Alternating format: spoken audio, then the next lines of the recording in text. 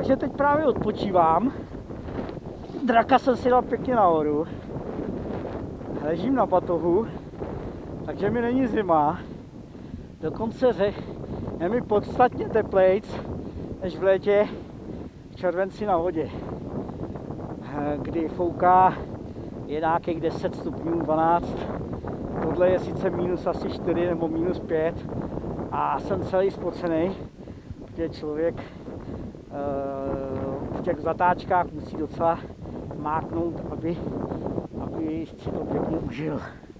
Takže tamhle vzadu jezdí kucí, je to tam zase trošku sluníčko začíná vylejzat, i když už dneska nemělo, mělo se to celý zatáhnout. A tamhle tohle taky jezdí, takže se do toho dáme. Připravit a jedem.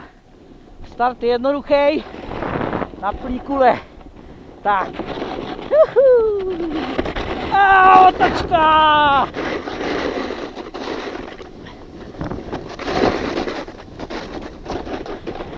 Tamhle ve stráních zase skáče. Fly surferem 15 někdo. Tak a teď to pustíme na plný pecky. Na patičku. Otočka! Razantně! Ježiši, to je látka. Kde jezdí?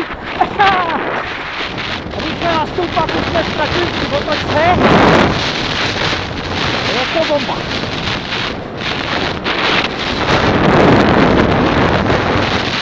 Otočka!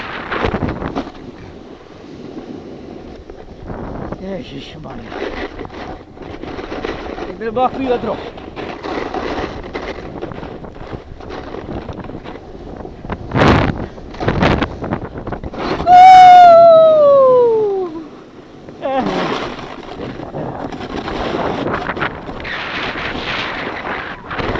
Otočíme za lízdy.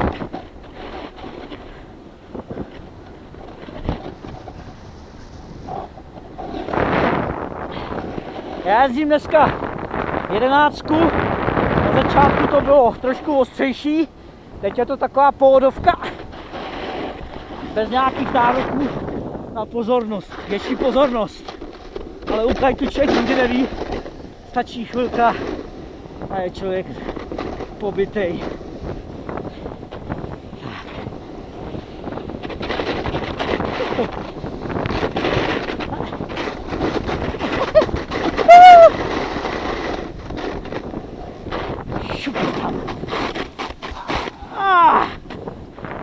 Ježiš, ten nádhera tam někde jezdí na úpatí, osvětlený.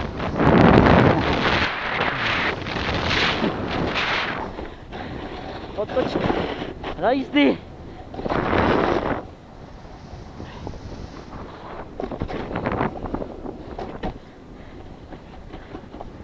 Tak trochu urazíme.